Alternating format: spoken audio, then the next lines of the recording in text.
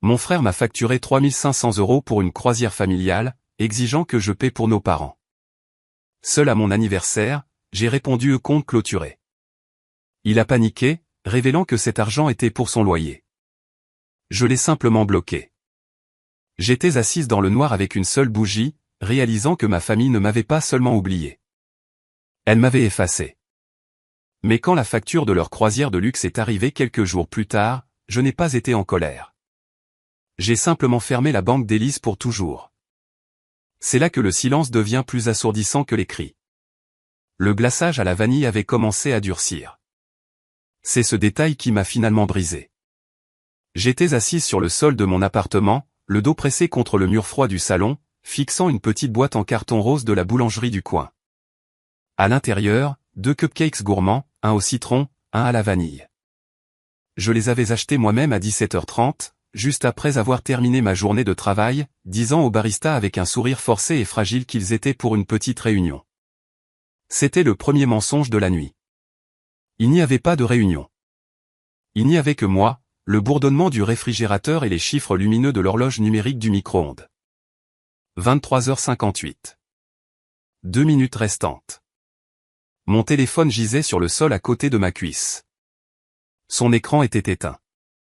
Pendant les 16 dernières heures, je l'avais traité comme une bombe qui pourrait détonner à tout moment.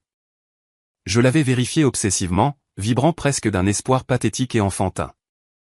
Chaque fois qu'il vibrait avec un email de spam ou une notification d'une application d'actualité, mon cœur bondissait dans ma gorge, pour retomber dans mon estomac quand je voyais que ce n'était pas eux. Ce n'était pas maman. Ce n'était pas papa. Ce n'était pas mon frère. Je fêtais mes 30 ans. Ce n'était pas seulement un mardi. C'était un cap. C'était la décennie où j'étais censé avoir tout compris. Et techniquement, sur le papier, c'était le cas. J'étais une designer UX senior. Je gagnais un salaire à 6 chiffres. J'avais un bel appartement avec des murs de briques apparentes et une vue sur le panorama de la ville. J'avais un plan d'épargne retraite conséquent et un portefeuille diversifié. J'étais l'exemple de la réussite. Mais alors que l'horloge du micro-ondes affichait 23h59, je me sentais comme une coquille vide. J'ai tendu la main vers mon téléphone une dernière fois, l'ai déverrouillé et j'ai navigué sur Instagram. Je n'aurais pas dû le faire. Je savais que je n'aurais pas dû le faire, mais l'envie masochiste de connaître la vérité était plus forte que mon instinct de survie. En haut du fil d'actualité, il y avait une histoire postée il y a 3 heures. C'était une photo de mes parents, Guillaume et Valérie, assis à une table haute dans un bar sportif. Ils riaient, levant des chopes de bière. Et assis entre eux, l'air bronzé et détendu dans un polo ajusté, se trouvait Mathieu, mon frère aîné. La légende disait, ce n'est pas parce que c'est un mardi que nous ne pouvons pas célébrer. Soirée en famille avec le chouchou. Ma respiration s'est bloquée dans ma poitrine, un son aigu et rauque qui a résonné dans la pièce vide. Ils n'étaient pas occupés. Ils n'étaient pas à l'hôpital. Ils n'étaient pas endormis. Ils étaient sortis ensemble pour célébrer une soirée en famille le seul jour de l'année qui m'appartenait. J'ai fixé la photo jusqu'à ce que les lignes de leur visage souriant commencent à s'estomper. Valérie avait l'air si heureuse, ses yeux plissés de cette façon qui me faisait habituellement me sentir en sécurité et au chaud. Guillaume avait fièrement son bras autour des épaules de Mathieu. Ils formaient un tout, une forteresse, un ensemble complet. Il n'y avait aucun vide où j'aurais dû être. Il n'avait pas l'air de manquer quelqu'un. Le micro-ondes a émis un doux bip. Minuit. Mon anniversaire était terminé. Je n'ai pas pleuré. Je crois que j'étais trop déshydraté par l'anxiété de la journée pour produire des larmes. Au lieu de cela, une lourde et suffocante couverture de réalisation s'est posée sur moi. Ce n'était pas seulement qu'ils avaient oublié. Les gens oublient des dates. Les gens sont occupés. S'ils étaient restés à la maison à regarder la télévision et s'étaient simplement trompés, j'aurais pu le pardonner. Mais ils n'avaient pas oublié de sortir. Ils n'avaient pas oublié de se célébrer mutuellement. Ils avaient activement choisi de passer mon anniversaire ensemble sans moi et de le publier. J'ai regardé le cupcake à la vanille durcie. Je l'ai pris, j'ai retiré la caissette en papier et j'ai pris une bouchée. Il avait le goût de sucre et de cendre. Je l'ai avalé, sentant racler ma gorge sèche, et j'ai remis l'emballage dans la boîte. J'avais 30 ans, et je comprenais enfin mon rôle dans cette famille. Je n'étais pas un membre. J'étais une utilité. J'étais la personne que l'on appelait quand Internet ne fonctionnait pas, ou quand le loyer était en retard, ou quand on avait besoin d'un prêt qui ne serait jamais remboursé. Mais quand venait le moment de rire, quand venait le moment de lever un verre, je n'existais pas. La trahison était pire que la solitude, c'était la confirmation silencieuse que j'étais entièrement jetable. La semaine suivante s'est déroulée dans un voile de brouillard gris. Je suis allé travailler. J'ai participé à des réunions Zoom. J'ai déplacé des pixels sur un écran. J'ai hoché la tête quand mon manager m'a demandé si j'avais passé un bon week-end, marmonnant quelque chose à propos de rester discrète. Je me sentais comme si je me déplaçais dans l'eau, chaque membre lourd, mon cerveau engourdi. Physiquement, j'étais un désastre. Je ne dormais pas. Je me réveillais à 3 heures du matin, mon esprit s'emballant, rejouant des scènes de mon enfance, cherchant les indices que j'avais manifestement manqués. Avait-il toujours été aussi froid? Avais-je simplement acheté leur affection pendant si longtemps que je ne pouvais plus faire la différence entre l'amour et une transaction? J'ai cessé de les appeler. D'habitude, c'était moi qui prenais l'initiative du contact. J'appelais maman pendant sa pause déjeuner. J'envoyais à papa des articles sur les voitures anciennes qu'il aimait, je le savais. J'envoyais des mèmes à Mathieu. Mais pendant 7 jours, je suis restée silencieuse. Et pendant 7 jours, mon téléphone n'a pas sonné. C'était un test. J'ai réalisé un test qu'ils échouaient spectaculairement. Et ils ne savaient même pas qu'ils le passaient. Chaque heure de silence était une nouvelle brique dans le mur que je construisais lentement, inconsciemment, autour de moi. Puis vint le mardi, exactement une semaine après mon anniversaire. J'étais au milieu d'un sprint de conception, partageant mon écran avec 3 autres designers, quand ma notification e-message de bureau est apparue en haut à droite. C'était le chat de groupe du cercle familial. Mon cœur battait la chamade contre mes côtes. C'est ça. J'ai pensé qu'ils avaient réalisé, qu'ils avaient vu la date. Ils s'excusent. J'ai rapidement arrêté de partager mon écran, marmonnant une excuse à propos d'une notification sensible, et j'ai cliqué sur le message. Ce n'était pas des excuses. C'était un lien, spécifiquement un lien vers un itinéraire de croisière en Méditerranée occidentale de cette nuit proposé par une compagnie de croisière. Puis un message de Mathieu, boum. Regardez ça. Les dates de la croisière de retrouvailles familiales sont le mois prochain. J'ai déjà parlé à l'agent de voyage et nous pouvons obtenir les suites de luxe avec vue sur l'océan si nous réservons avant vendredi. Puis un message de Valérie, oh, regarde cette eau bleue. On dirait le paradis. Ton père et moi n'avons pas pris de vacances depuis des années. Guillaume a ajouté, ça a l'air cher, mais ça en vaut la peine pour les souvenirs. J'ai fixé l'écran, les mains tremblantes. J'ai fait défiler. Le dernier message dans le chat datait d'il y a 2 semaines, lorsque j'avais envoyé une photo d'une nouvelle plante que j'avais achetée. Personne n'y avait réagi. Et maintenant ça. Puis vint le coup de grâce, le message qui me fit monter la bile à la gorge. Mathieu, alors, voici la répartition. C'est environ 3 500 € par personne si nous voulons le forfait boisson et les excursions, ce que nous voulons évidemment. Élise, j'ai pensé que tu prenais en charge maman et papa, n'est-ce pas? Puisque tu es la grande dame avec le poste en entreprise maintenant, je couvrirai mon propre billet, mais les choses sont un peu serrées avec le lancement de mon entreprise. Alors, si tu pouvais avancer la compte pour tout le monde, je te rembourserai ma part quand mon événement de liquidité arrivera au T3. Je l'ai lu 3 fois. Tu prends en charge maman et papa, n'est-ce pas? Pas joyeux anniversaire en retard, pas comment vas-tu, pas tu nous manques, juste une facture. Je me suis levé de mon bureau et j'ai marché jusqu'à la salle de bain. J'ai fermé la porte à clé, me suis agenouillé devant les toilettes et j'ai eu des hauts le cœur. Mon corps rejetait physiquement l'audace de tout cela. C'était une réaction viscérale au fait d'être utilisé. Il voulait que je dépense 10 500 €, plus la compte de Mathieu, que je savais par expérience ne jamais revoir. Cela faisait près de 14 000 €. Il voulait des vacances gratuites. Il voulait le luxe, les vues sur l'océan, les boissons à volonté, et il voulait que la fille invisible paie la facture. Je me suis lavé le visage avec de l'eau glacée, fixant mon reflet. J'avais l'air pâle, des cernes sous les yeux, mais quelque chose changeait derrière mon regard. La tristesse s'évaporait, consumée par une flambée de rage ardente. Je suis retourné à mon bureau. Je n'ai pas répondu immédiatement. J'ai laissé les messages en suspens. Valérie a ajouté, « Élise, as-tu vu le lien? Ça a l'air parfait. Nous avons vraiment besoin de cette pause, ma chérie. » Le dos de papa lui fait des siennes. La manipulation était si maladroite. Si transparente. Utiliser la santé de mon père, qui était assez bonne pour des bières dans un bar sportif il y a une semaine, pour me culpabiliser et me pousser à dépenser des milliers d'euros.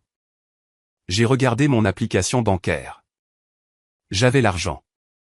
J'avais économisé agressivement pour un apport pour une maison, un rêve que je nourrissais depuis 5 ans. Il savait que j'avais des économies. Il ne savait pas combien, mais il savait que j'étais à l'aise financièrement.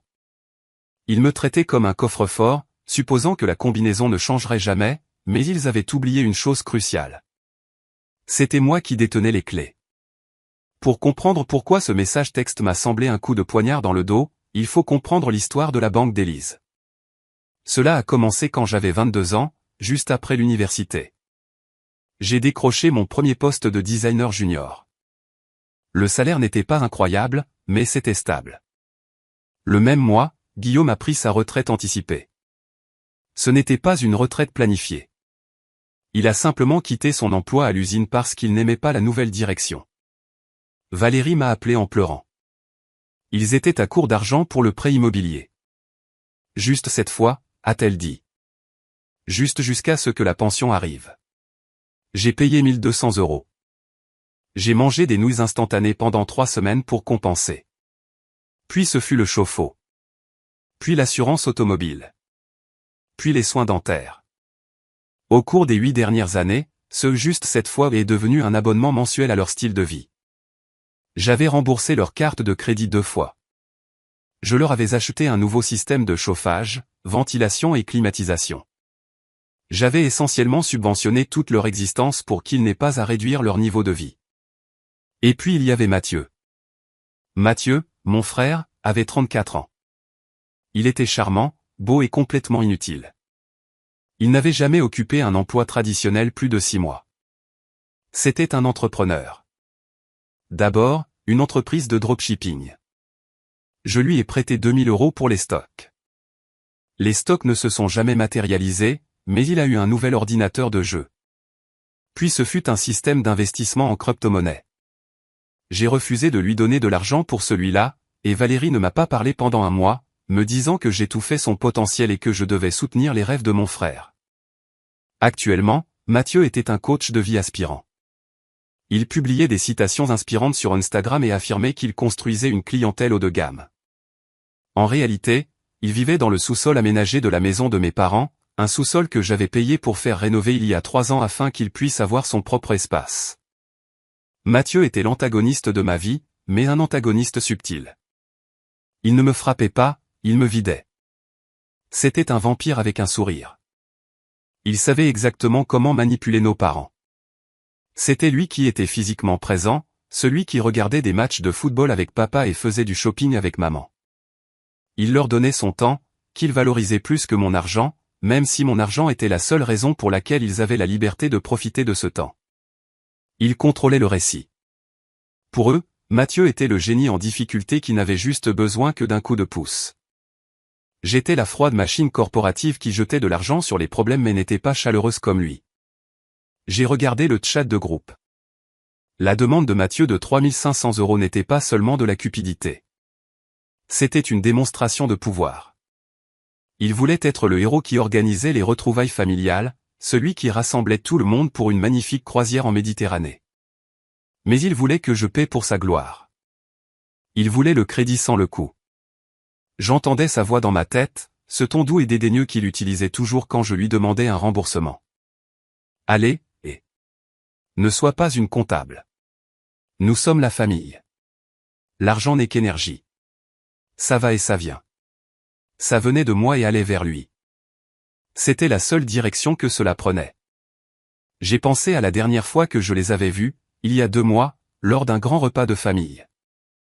J'avais conduit 4 heures pour y arriver. J'avais apporté 3 tartes et une caisse de vin coûteux. Mathieu était arrivé 20 minutes en retard, les mains vides, portant un sweat à capuche à 200 € que je savais qu'il ne pouvait pas se permettre. Quand nous nous sommes assis pour le dîner, Valérie avait porté un toast.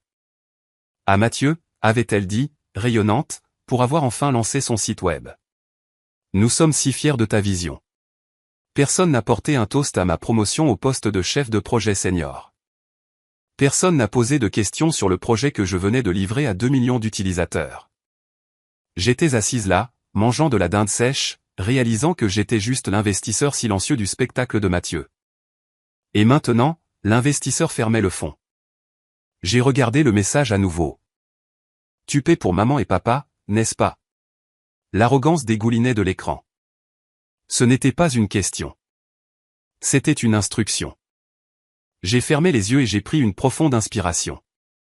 Pour la première fois de ma vie, la peur de les perdre ne l'emportait pas sur la douleur de les garder.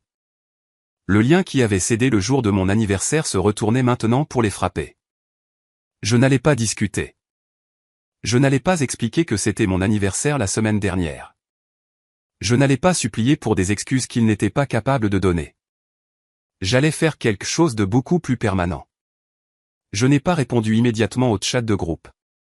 Mon pouce planait au-dessus du clavier, tremblant légèrement, non pas de peur, mais d'une clarté soudaine et accablante. L'ancienne Élise aurait tapé une douce excuse.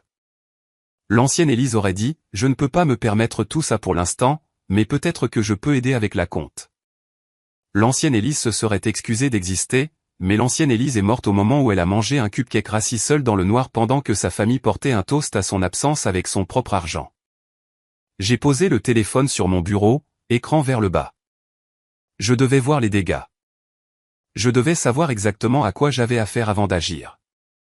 J'ai ouvert mon ordinateur portable et je me suis connecté au compte bancaire d'urgence familiale que j'avais créé il y a 5 ans. C'était un compte courant joint que je partageais avec mon père, Guillaume. L'accord était simple. Je déposais 500 € par mois pour les vraies urgences, franchise médicale, un pneu crevé, une réparation de maison soudaine. Ils étaient censés demander avant de l'utiliser, mais avec le temps, ils avaient cessé de demander, et j'avais cessé de vérifier les relevés, faisant aveuglément confiance qu'ils n'abuseraient pas du filet de sécurité que je leur fournissais. J'ai cliqué sur l'historique des transactions. Le solde, qui aurait dû être d'environ 6 000 € basé sur mes dépôts automatiques, était de 42,18 €. J'ai senti une vague de froid se répandre de ma nuque à mes joues. J'ai cliqué pour afficher l'activité des 90 derniers jours. 14 janvier, Paris en ligne, 200 €. 16 janvier, magasin d'alcool, 85,50 €. 20 janvier, retrait au distributeur d'un casino, 400 €.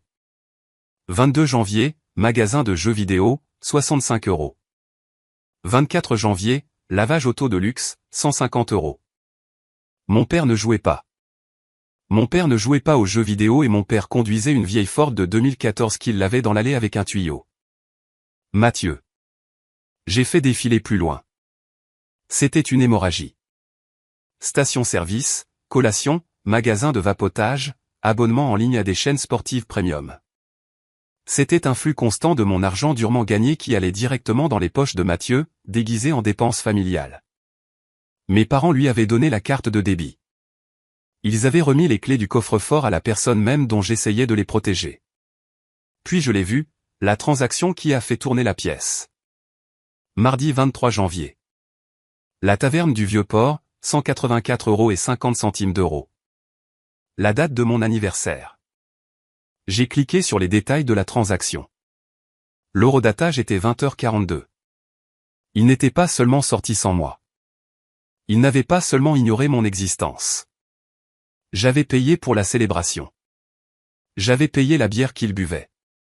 J'avais payé les ailes de poulet qu'il mangeait. J'avais payé le repas même où ils avaient pris cette photo, souriant et riant de leur soirée en famille. Pendant que j'étais assis seul, me demandant ce qui n'allait pas chez moi, un son s'est échappé de ma gorge. Un rire dur, saccadé, qui ressemblait à du verre brisé. C'était absurde. C'était presque impressionnant dans sa cruauté. Ils ont utilisé la fille qu'ils ignoraient pour financer la célébration du fils qui ne contribuait à rien. J'ai ouvert un nouvel onglet. Je me suis connecté au portail de la carte de crédit pour la carte d'utilisateur autorisée que j'avais donnée à ma mère Valérie pour les courses uniquement. Une retenue de 500 € pour une croisière était en attente. Ils n'avaient pas attendu ma réponse. Ils avaient déjà essayé de réserver la croisière en utilisant la carte d'urgence. C'était seulement en attente parce que cela avait déclenché une alerte de fraude que je n'avais pas encore vue dans mon dossier de spam. Je n'étais pas une fille pour eux. Je n'étais pas une personne. J'étais une ressource. J'étais une ligne de crédit ambulante et parlante avec un cœur qui bat. Et comme toute ressource surexploitée, j'étais épuisé. Je n'ai pas crié. Je n'ai pas pleuré. Je suis passé en mode designer UX senior. J'ai abordé cela comme une architecture système défaillante qui devait être démantelée. Première étape, la capture d'écran. J'ai pris une capture d'écran de la transaction de la taverne du Vieux-Port. J'ai entouré la date et le montant en rouge vif. Deuxième étape, l'arrêt. J'ai appelé la banque. J'ai navigué dans le menu automatisé avec une précision robotique jusqu'à ce que j'obtienne un représentant humain. Je dois fermer un compte joint immédiatement en raison d'une utilisation non autorisée, ai-je dit à l'opérateur, ma voix calme et neutre. Certainement, madame, nous pouvons le geler. Non, le fermer. Transférer les 42,18 € restants sur mon compte d'épargne personnelle et le clôturer complètement. Annuler toutes les cartes de débit associées. Ensuite, la carte de crédit. J'ai déclaré la carte se terminant par 4598, la carte de ma mère, comme perdue, volée, et j'ai demandé que le compte soit résilié, non réémis. Ensuite, le forfait téléphonique. Je me suis connecté à mon opérateur téléphonique.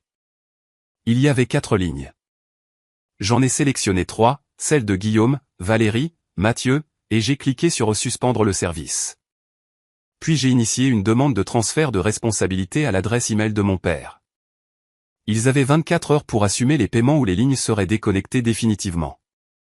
Enfin, les services de streaming, Netflix, Prime Video, Spotify, forfait familial, changement de mot de passe, changement de mot de passe, changement de mot de passe, déconnexion de tous les appareils. Il m'a fallu 45 minutes pour démanteler l'infrastructure financière qui les avait soutenus pendant une décennie. Quand j'ai eu fini, je me suis senti plus légère, comme si j'avais physiquement perdu 50 kg de poids mort. J'ai pris mon téléphone. Le chat de groupe était toujours en attente. Mathieu, allô, Élise. Ne nous laisse pas en suspens. L'offre expire bientôt. J'ai ouvert la galerie d'images. J'ai sélectionné la capture d'écran de l'addition du bar de mon anniversaire. J'ai tapé 2 mots, compte clôturé. J'ai envoyé. Puis, avant même que les accusés de lecture n'apparaissent, je suis allé dans les paramètres du groupe. Bloquer le contact Mathieu. Bloquer le contact maman. Bloquer le contact papa. Je ne me suis pas arrêté là. J'ai été sur les réseaux sociaux. Facebook bloqué. Instagram bloqué. J'ai verrouillé ma porte d'entrée, activé le pen dormant, et pour la première fois de la semaine, j'ai expiré. Le silence a duré exactement 12 minutes. C'est le temps qu'il leur a fallu pour réaliser que compte clôturé n'était pas une métaphore. Mon téléphone, malgré les blocages, a commencé à afficher des notifications d'appels bloqués dans la boîte vocale. D'abord 1, puis 3, puis 10. Le volume d'appels était stupéfiant. En 12 minutes, ils avaient essayé de me contacter plus de fois que pendant toute l'année précédente. Mais j'avais oublié une faille. L'email. Ma boîte de réception a sonné. C'était Valérie. Objet, urgence. Les cartes ne fonctionnent pas. Élise, ma chérie, quelque chose ne va pas. J'ai essayé d'acheter de l'essence et la carte a été refusée. Ton père est à la pharmacie et sa carte ne fonctionne pas non plus. Nous essayons de t'appeler, mais ça va directement sur la boîte vocale. S'il te plaît, rappelle-nous immédiatement. Papa a besoin de ses médicaments pour la tension. J'ai fixé l'écran. La manipulation était instantanée. Papa a besoin de ses médicaments. Pa, pourquoi as-tu envoyé cette capture d'écran? Pa, nous sommes désolés, mais un virage immédiat vers une crise de vie ou de mort pour me forcer la main. Je savais pertinemment que la pharmacie qu'ils utilisaient avait une option de paiement différé pour les seniors et que le coût n'était que de 15 €. Guillaume avait 40 € en espèces dans son portefeuille en permanence. C'était une de ses particularités. Il pouvait payer. C'était un test de conformité. Je n'ai pas répondu. 20 minutes plus tard, un email de Mathieu. Objet, WTF. Tu agis comme une enfant. Tu nous bloques. Vraiment? Parce que nous avons demandé des vacances? Maman pleure dans la cuisine. Tu dois grandir et nous parler. Aussi, cette addition de bar n'était pas ce que tu penses. Je les ai invités pour ton anniversaire parce que tu n'étais pas là. Je faisais une bonne action. Débloque-moi. Le déni était époustouflant. Je les ai invités pour ton anniversaire. Comme si utiliser mon argent pour leur acheter de la bière pendant que j'étais assise seule était un acte de charité envers moi. J'ai réalisé alors que le silence ne suffisait pas. Il créait un récit où j'étais la méchante, la fille instable et cruelle punissant ses parents âgés. Si je restais silencieuse, Mathieu arrangerait ça jusqu'à ce que j'aie l'air d'un monstre. Je devais laisser une trace. J'ai ouvert un nouveau brouillon de mail. Je l'ai adressé à tous les trois. A. Guillaume, Valérie, Mathieu. Objet, clarification de la résiliation financière. Je vous écris ceci pour m'assurer qu'il n'y a aucune confusion concernant mon message précédent. Avec effet immédiat, j'ai clôturé le compte courant juin se terminant par 88,90.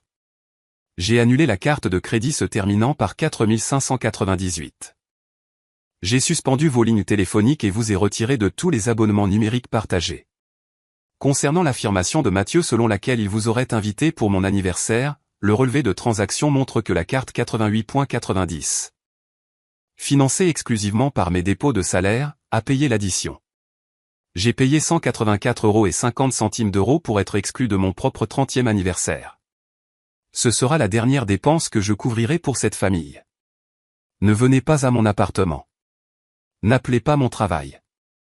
Si vous tentez de me contacter, je considérerai cela comme du harcèlement. Vous avez dépendu de mon soutien financier pendant 8 ans. À partir d'aujourd'hui, vous êtes livré à vous-même. Élise. J'ai cliqué sur envoyer. Je me suis assise, mon cœur battant à un rythme effréné contre mes côtes. C'était dangereux. Dire non à des gens habitués à entendre oui est un acte révolutionnaire. Et les révolutions sont toujours chaotiques. Le contre-coup a été immédiat et nucléaire. Mon email professionnel, qu'il n'aurait pas dû utiliser, a sonné. 2. Mathieu. A. Élise, CC, mon patron, email public. Objet, affaire familiale urgente. Élise, s'il te plaît, appelle à la maison. Maman s'inquiète pour ton état mental. Tu agis de manière erratique et nous craignons que tu ne fasses une dépression.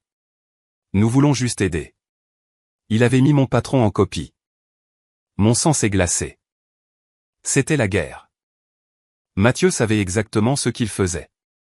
Il essayait de me discréditer professionnellement. Si j'étais instable, alors ma rupture n'était pas une décision rationnelle. C'était un symptôme de maladie mentale. C'était une stratégie pour saper mon autonomie afin qu'il puisse intervenir et gérer mes biens à nouveau. Je suis entré dans ma cuisine et j'ai versé un verre d'eau, mes mains tremblant de manière incontrôlable. Maintenant, je devais prendre les devants. J'ai transféré l'email de Mathieu à mon responsable RH personnel avec une brève note professionnelle. Veuillez noter que je traverse actuellement une séparation familiale difficile. Mon frère tente d'utiliser mon lieu de travail comme moyen de harcèlement. Je suis en sécurité et en bonne santé, mais veuillez ignorer toute communication ultérieure de sa part. Puis, j'ai fait quelque chose que j'aurais dû faire des années auparavant. J'ai ouvert le dossier sur mon disque dur intitulé Scan. J'ai commencé à organiser les preuves, les relevés bancaires, les messages textes demandant de l'argent, les promesses de remboursement qui ne se sont jamais concrétisées. J'ai construit une chronologie. 2019, près de 4500 € pour la réparation de la voiture de Mathieu, jamais remboursée. 2020, 2000 € pour les soins dentaires de maman. Maman a admis plus tard que c'était pour le loyer de Mathieu. 2022, 8000 € pour la réparation du toit. Le toit n'a jamais été réparé. J'ai tout additionné. Sur 8 ans, je leur avais donné 64 300 €. Ce n'était pas du soutien. C'était un salaire. J'avais employé ma famille pour qu'elle m'aime, et ils avaient démissionné en silence il y a des années. Le soleil commença à se coucher, projetant de longues ombres dans mon salon. Je n'ai pas allumé les lumières. Je me sentais comme un soldat dans un bunker, attendant le début des bombardements. Et puis les menaces ont changé. Un SMS d'un numéro inconnu, probablement une application éphémère que Mathieu utilisait. Tu penses pouvoir nous couper les ponts comme ça? Tu penses être meilleur que nous? Regarde ce qui se passe quand les gens découvriront qui tu es vraiment. Tu laisses tes parents pourrir. Égoïste. Je n'ai pas répondu. J'en ai fait une capture d'écran. Je l'ai ajouté au dossier. Je construisais une forteresse de faits. Ils avaient des histoires. Ils avaient des larmes. Ils avaient la culpabilité. Mais j'avais des preuves. Et au final, les preuves sont les seules choses qui tiennent devant un tribunal. Les 48 heures suivantes furent une masterclass en guerre psychologique. Mathieu a lancé une campagne de dénigrement sur Facebook. Il ne m'a pas nommé directement. Il était trop intelligent pour ça. Mais les publications étaient publiques et conçues pour infliger un maximum de dégâts. C'est déchirant quand l'argent change les gens. Vous sacrifiez tout pour élever un enfant, le soutenir, l'encourager, et dès qu'il goûte un peu au succès en entreprise, il tourne le dos à sa famille. Serrez fort vos proches ce soir. Nous sommes dévastés. Les commentaires étaient inondés de sympathie de la part de membres de la famille élargie que je n'avais pas vus depuis des années. Tante Carole, tellement désolée d'entendre ça, Valérie. Je prie pour vous. Cousin Marc, certaines personnes oublient d'où elles viennent. J'ai fait défiler les commentaires avec un étrange détachement. Il parlait d'un personnage de fiction. Il parlait d'une fille cupide et sans cœur qui abandonnait ses saints parents. Il ne connaissait pas les 64 000 euros. Il ne connaissait pas l'anniversaire passé seul. Il ne connaissait pas la facture de la croisière. Je voulais répondre. Je voulais poster les captures d'écran dans les commentaires et réduire leur récit en cendres. Mais je savais qu'intervenir ne ferait qu'attiser le feu. Le silence était ma plus forte arme, même si cela faisait mal de la manier. Je suis resté à l'intérieur. J'ai fait livrer mes courses. J'ai travaillé de chez moi, en gardant mon statut Slack en mode ne pas déranger. Le jeudi après-midi, 2 jours après le message compte clôturé, l'escalade a atteint son paroxysme. J'étais au milieu d'une révision de code quand un lourd et autoritaire coup a retenti à ma porte d'entrée. Toc, toc, toc. Ce n'était pas le livreur. Ce n'était pas un voisin. C'était le coup de l'autorité. L'estomac me noie. Je me suis dirigé vers la porte et j'ai regardé par le Judas. 2 policiers en uniforme se tenaient dans le couloir. Mon cœur battait contre mes côtes comme un oiseau en cage. Ils l'avaient vraiment fait. J'ai pensé qu'ils avaient appelé la police. J'ai pris une profonde inspiration, lissé mon pull et déverrouillé le pen dormant. J'ai ouvert la porte juste assez pour être poli mais ferme. Bonjour, messieurs les agents, ai-je dit, ma voix étonnamment stable. Puis-je vous aider? L'agent le plus âgé, un homme à la moustache grisonnante, a regardé son bloc-notes. Êtes-vous Élise? Nous avons reçu un appel demandant une vérification de bien-être à cette adresse. Je suis Élise, ai-je dit. Je vais bien. Qui a appelé? L'appel est venu d'un monsieur Mathieu nom de famille et d'une madame Valérie nom de famille, a dit l'agent, jetant un coup d'œil derrière moi dans l'appartement. Ils ont déclaré que vous faisiez des menaces d'automutilation et envoyiez des messages erratiques, incohérents. Ils sont très préoccupés par votre stabilité mentale. La rage a flamboyé, ardente et vive, mais je l'ai éteinte instantanément avec une logique glaciale. Si je me mettais en colère, si je criais, si je pleurais, je prouverais que Mathieu avait raison. Je devais être la personne la plus sereine qu'ils aient jamais rencontrée. Je vois, ai-je dit, reculant et ouvrant la porte plus grand. Messieurs les agents, s'il vous plaît, entrez. Je m'excuse que ma famille vous ait fait perdre votre temps. Ils sont entrés dans mon appartement. Il était impeccable. Mon poste de travail était installé. Il n'y avait aucun signe de lutte, aucun désordre chaotique, aucune preuve d'une dépression. Je suis en plein milieu d'une journée de travail, ai-je expliqué calmement. Je suis designer UX senior. Je suis actuellement en parfaite santé. Je me suis dirigé vers mon ordinateur portable. La réalité, messieurs les agents, est qu'il y a 2 jours, j'ai cessé de payer les factures de mon frère adulte. J'ai coupé leur accès financier après des années d'abus. Cette vérification de bien-être ne concerne pas ma sécurité. C'est une tactique de représailles pour m'intimider afin que je rouvre mon portefeuille. J'ai pris le dossier de capture d'écran imprimé que j'avais préparé, presque comme si j'avais su que ce moment viendrait. Voici, ai-je dit, tendant le dossier à l'agent le plus âgé.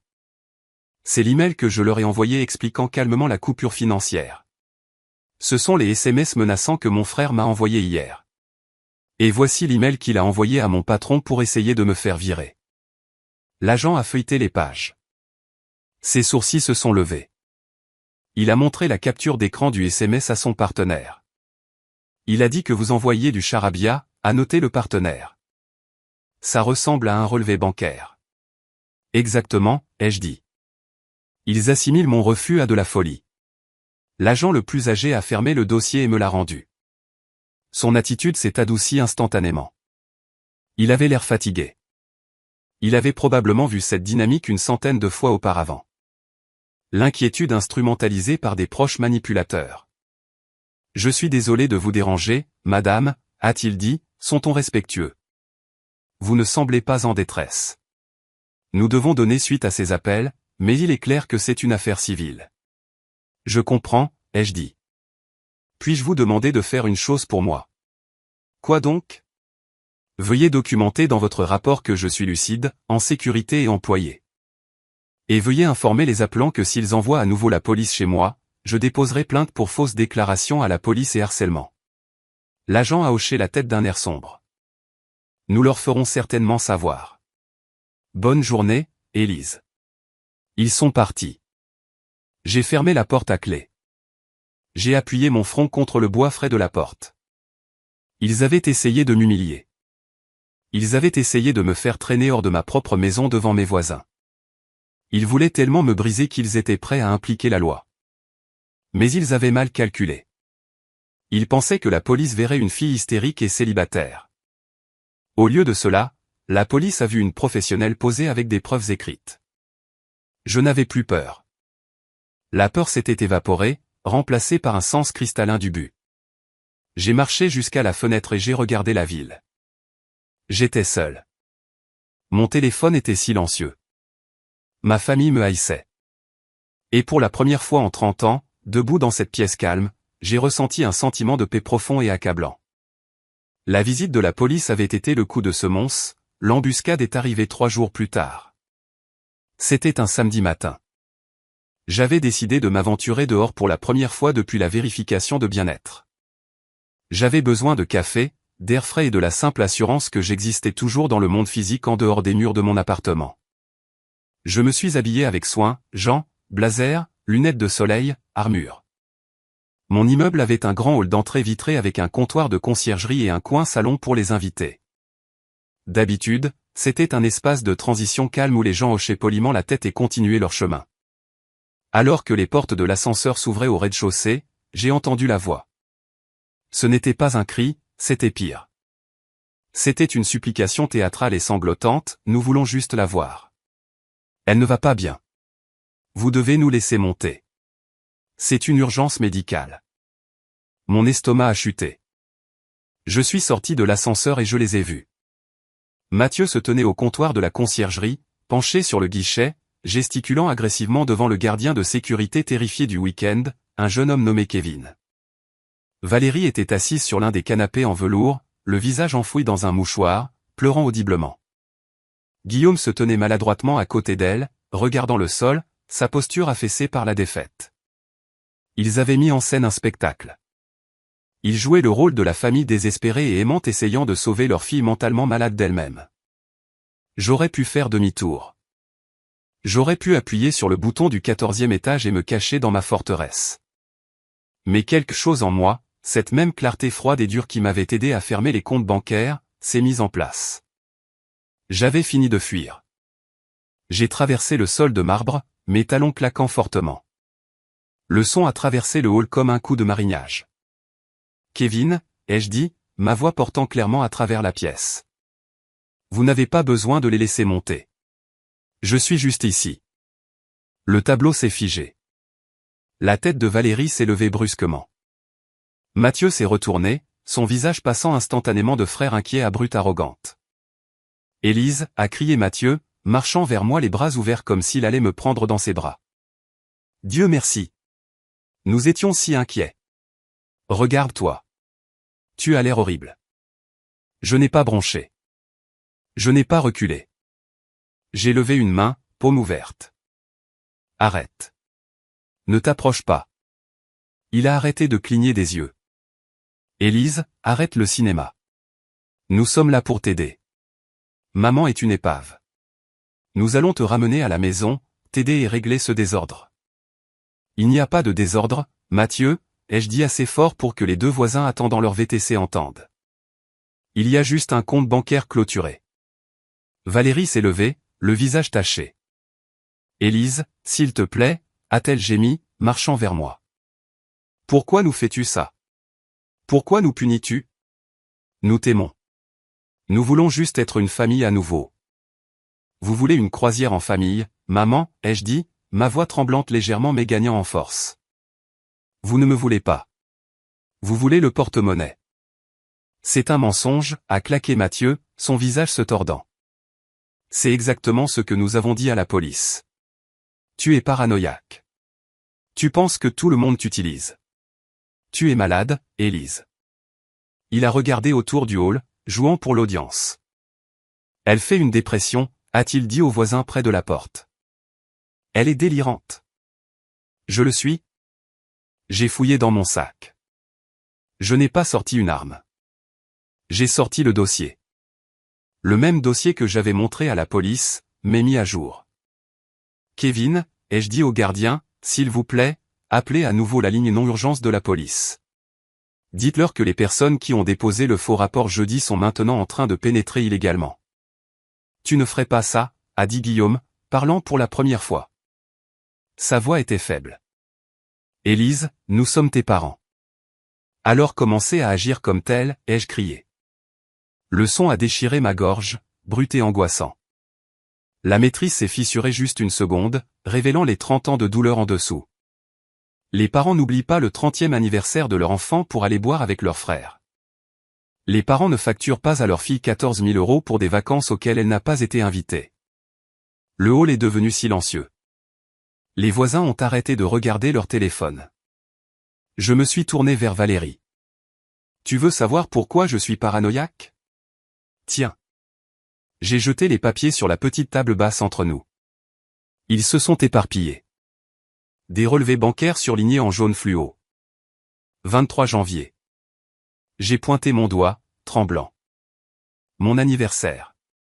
Vous avez dépensé 184,50 € à la taverne du Vieux-Port. Vous avez posté une photo de votre soirée en famille. Et vous avez payé avec ma carte de débit, la carte que je vous ai donnée pour les courses. Vous avez acheté la bière de Mathieu avec l'argent pour lequel j'ai travaillé pendant que j'étais assise seule dans mon appartement. Valérie a regardé le papier. Elle a vu la date. Elle a vu le montant. Elle a vu la signature sur le reçu. Mathieu, il nous a dit, a murmuré Valérie, levant les yeux vers Mathieu. Il nous a dit qu'il avait payé. Il a dit qu'il avait eu un bon mois avec ses clients. Il n'a pas de clients, maman, ai-je crié. Il m'a moi. Je suis la cliente. Je paie son loyer, son assurance automobile, ses frais professionnels depuis 8 ans. J'ai payé le toit. J'ai payé le chauffe-eau. Et la seconde où j'ai arrêté, la seconde où j'ai coupé le robinet, il a appelé la police et leur a dit que j'étais folle. Je me suis tourné vers Mathieu, il avait l'air acculé. Son masque lisse et confiant glissait, révélant la panique d'un parasite perdant son hôte. Tu mens, a-t-il craché. Elle trafique les papiers. Elle. C'est fini, Mathieu, ai-je dit, ma voix redevenant d'un calme mortel. J'ai les alertes de fraude. J'ai le rapport de police de jeudi. Et maintenant j'ai des témoins. J'ai désigné le concierge et les voisins. Si vous ne quittez pas cet immeuble dans 30 secondes, je vous ferai arrêter pour harcèlement et intrusion, et je vous poursuivrai pour les 64 000 € que vous m'avez volés. J'ai les reçus pour chaque centime. Mathieu a regardé Guillaume. Papa, dis-lui de se taire. Dis-lui qu'elle est folle. Guillaume a regardé les papiers sur la table. Il a regardé l'encre rouge en gras où j'avais encerclé les dettes de jeu et les courses au magasin d'alcool. Il a regardé son fils. Pour la première fois de ma vie, j'ai vu mon père regarder Mathieu non pas avec fierté, mais avec dégoût. Tu as dit que tu avais payé le dîner, a murmuré Guillaume. Je veux dire, j'ai géré les fonds. C'est le même pot familial, a balbutié Mathieu. C'était son pot, a dit Guillaume, sa voix s'élevant. C'était son argent. Papa, allez, a ricané Mathieu. Elle nous doit. Nous l'avons élevé. Sortez, ai-je dit. Mathieu s'est approché de moi, la main levée comme pour me pointer du doigt. Kevin, le gardien de sécurité, est sorti de derrière son comptoir. Il n'était pas grand, mais il avait une radio et une expression très sérieuse. Monsieur, je dois vous demander de quitter la propriété immédiatement. La police est en route. Mathieu a regardé le gardien, puis moi, puis nos parents. Il a ricané, avec un regard de haine pure et non filtré. Très bien, garde ton argent. Tu vas mourir seule, Élise. Personne ne t'aime. Nous ne t'avons toléré que parce que tu payais. La vérité a plané dans l'air, toxique et indéniable. Il avait enfin dit à voix haute ce qui était tu. Valérie laissa échapper un halètement aigu, sa main se portant à sa bouche. Partez, ai-je murmuré. Mathieu est sorti en trombe, les portes vitrées se refermant violemment derrière lui. Je suis restée là, tremblante, l'adrénaline inondant mon système. J'ai regardé mes parents. Ils se tenaient au milieu des débris du mensonge qu'ils avaient vécu pendant une décennie. L'enfant prodige s'était révélé n'être que du laiton. Élise, sanglota Valérie, tendant la main vers moi. Non, ai-je dit, reculant. Vous devez partir aussi. Mais comment rentrons-nous à la maison, a demandé Guillaume, l'air perdu. Mathieu conduisait. Je ne sais pas, ai-je dit, leur tournant le dos et me dirigeant vers l'ascenseur. Débrouillez-vous. Les conséquences ont été lentes, douloureuses et nécessaires. Comme la pose d'une attelle sur un os cassé, cela devait faire mal avant de pouvoir guérir. Je ne les ai pas vus pendant 3 semaines. Pendant ce temps, le silence dans ma vie a changé. Ce n'était plus le silence lourd et solitaire de mon anniversaire. C'était le silence paisible et productif d'un sanctuaire. Je dormais 8 heures par nuit. Je me concentrais au travail. J'ai recommencé à peindre, un hobby que j'avais abandonné il y a des années parce que les matériaux étaient trop chers quand je finançais 3 autres adultes. Mathieu a bien sûr essayé de revenir. Il a envoyé des emails depuis des ordinateurs de bibliothèque.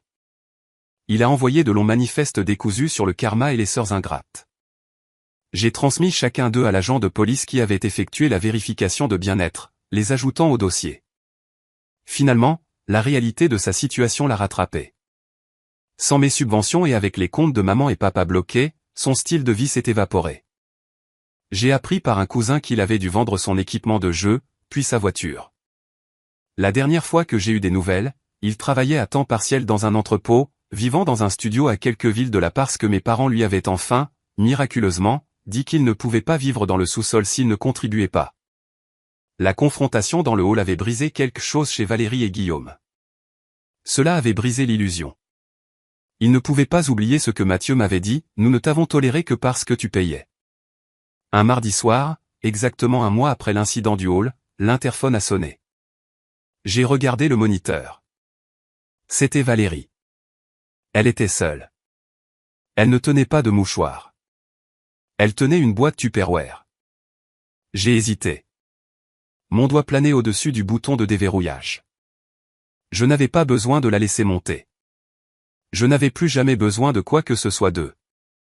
J'étais libre. Mais j'ai appuyé sur le bouton. Quand j'ai ouvert la porte de mon appartement, elle semblait plus petite que dans mes souvenirs.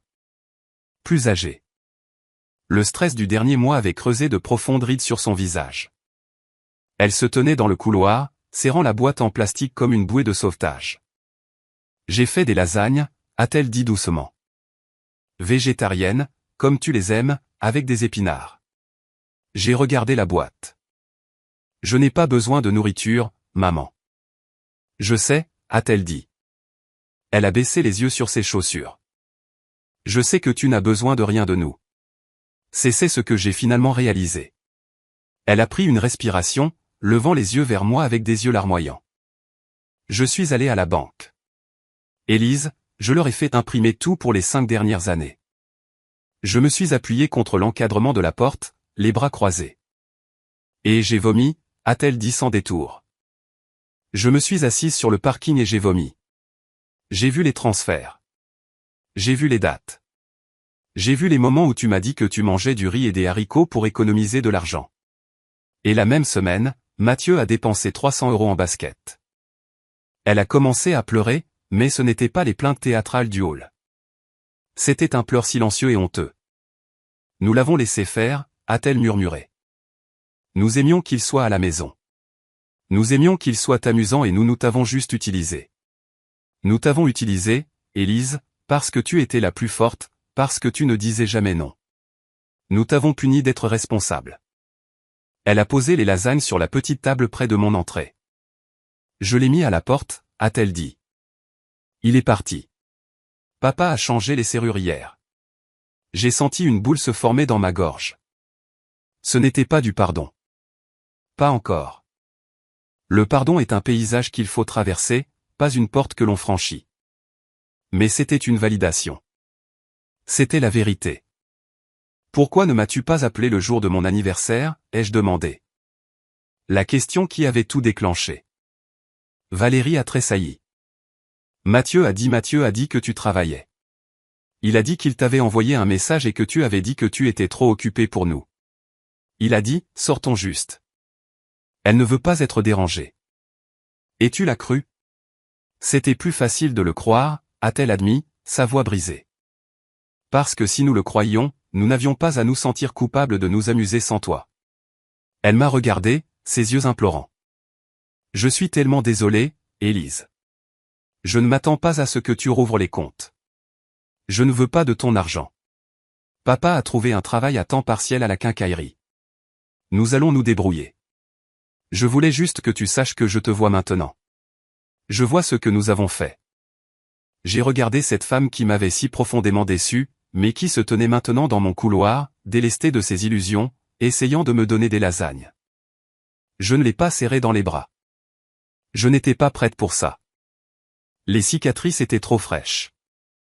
Merci pour les lasagnes, ai-je dit doucement. Valérie a hoché la tête, essuyant son visage. D'accord, elle a reculé. Joyeux anniversaire, Élise. Je sais que c'est tard, mais joyeux anniversaire. Bonne nuit, maman, ai-je dit. Elle est montée dans l'ascenseur et est partie. J'ai emmené les lasagnes dans ma cuisine. Je me suis assise sur mon îlot, seul dans l'appartement calme. Je n'ai pas allumé la télévision. Je n'ai pas regardé mon téléphone. J'ai alors réalisé que je n'avais pas perdu ma famille. J'avais perdu les parasites. Ce qui restait, mes parents, aussi imparfaits et brisés qu'ils fussent, étaient quelque chose de réel. Nous recommencions à zéro. Pas d'argent, pas de transaction, juste la vérité. J'ai pris une bouchée des lasagnes. C'était froid, mais cela avait meilleur goût que ce cupcake n'en avait jamais eu. J'avais 30 ans.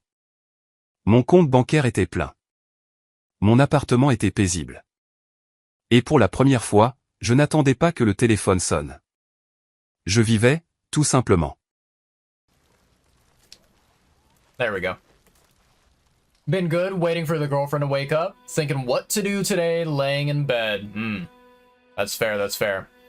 I mean, hey, as long as you're able to relax and just chill and have a fun time with whatever activities you enjoy, fuck it, that's a good day right there. That is a great day to enjoy.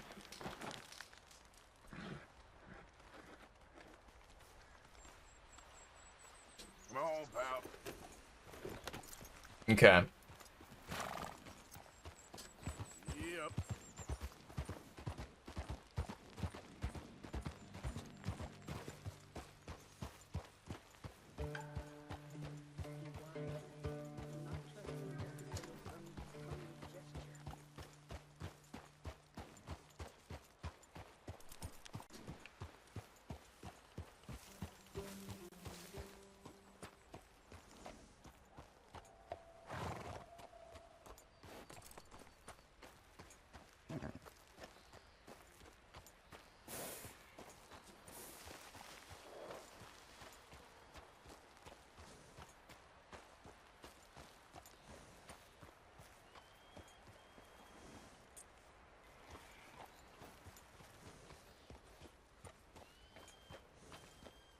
Ooh, can I not, like, move my horse faster here? I guess I can't. That's fair.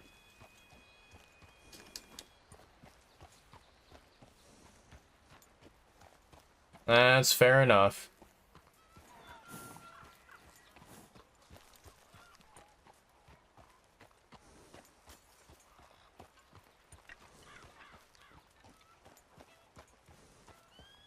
I love how they just have, like, random chickens, you know, running around. Well then. So it goes. Well, I need to go. Goodbye.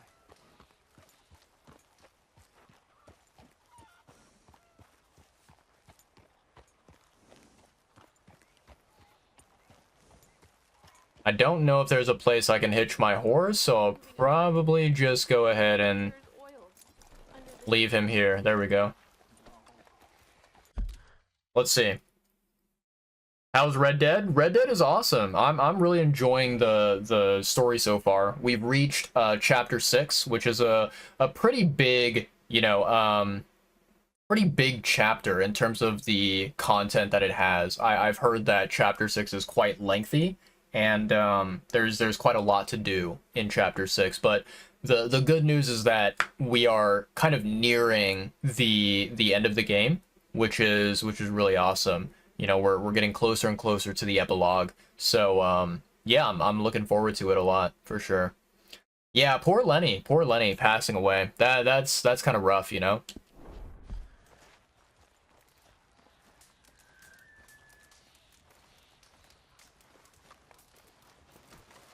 Hello? Come in.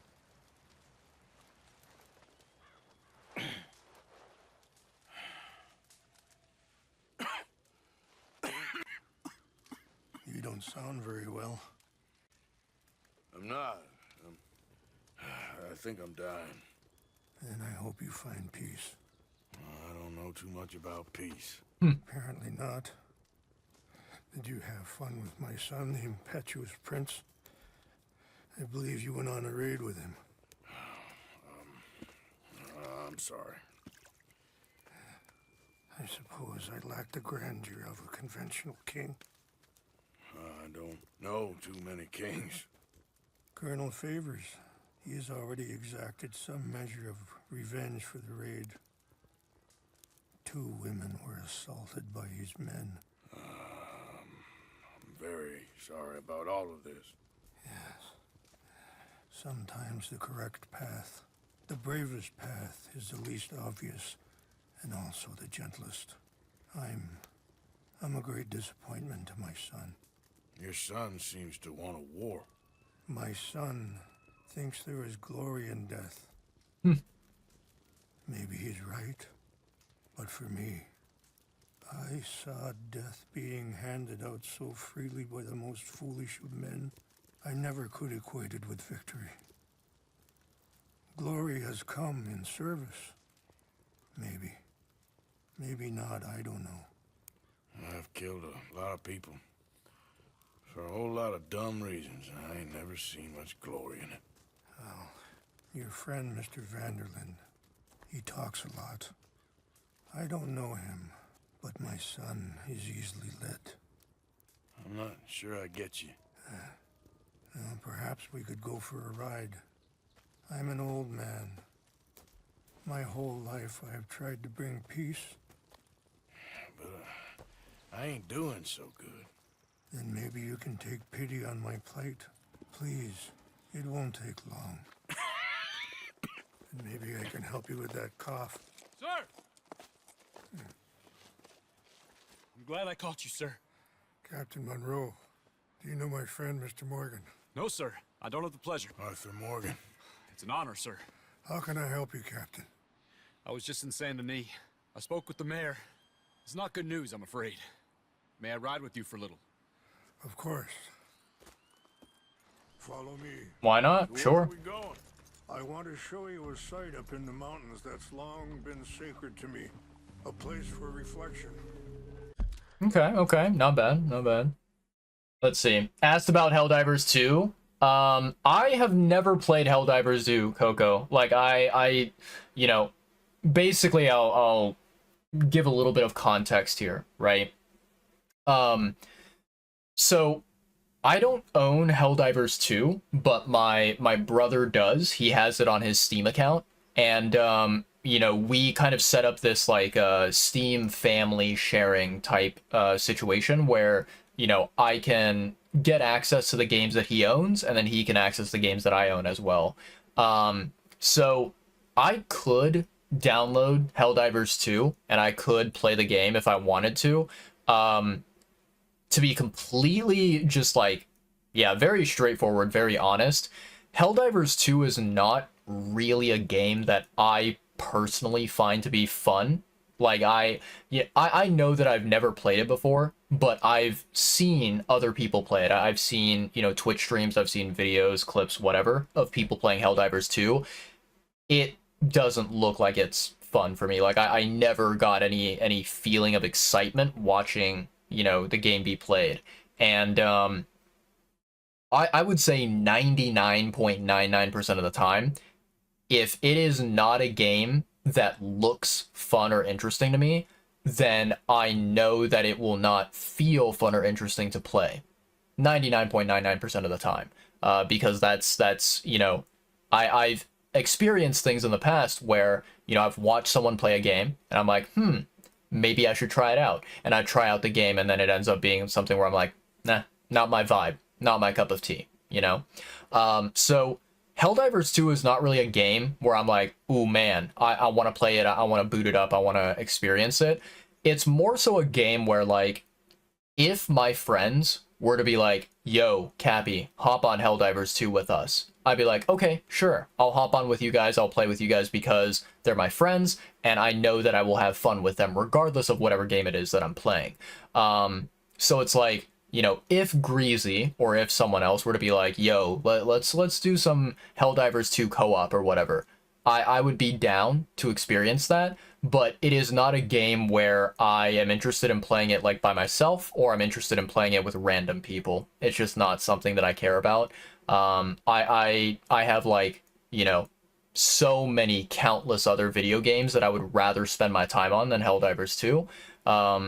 But, you know, I'm not opposed to the idea of, like, streaming it with friends in the future. It's just not something that I am, like, prioritizing, you know? And I'll even, like, mention this fact, which is kind of sort of relevant, but also not really too important.